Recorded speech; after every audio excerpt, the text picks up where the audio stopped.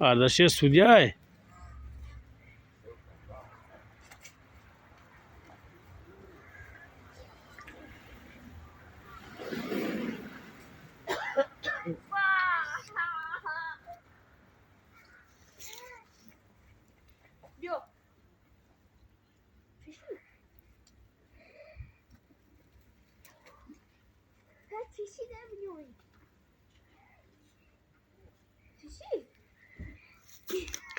پهلوان تاجیکستان قهر کرده از میدان بیرون می شود.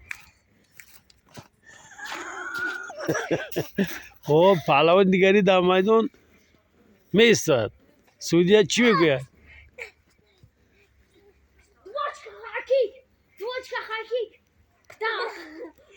молодец پوچش خوش میخیزه.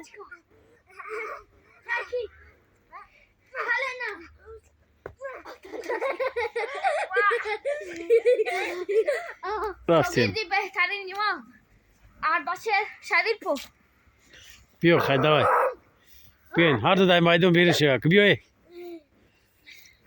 دیگی دست تو درست رفتن پهلوان بیای پهلوان دیگری هم پیاز شود. بیست سال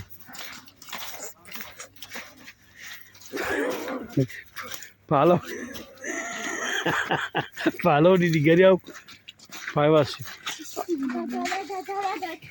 این بین عجیبی کارانی است که ببینید مینوسی 20 مینوسی 10 درجه اینه که برف یخ نکرده.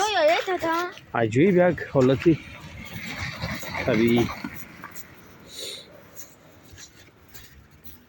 خیلی رفتی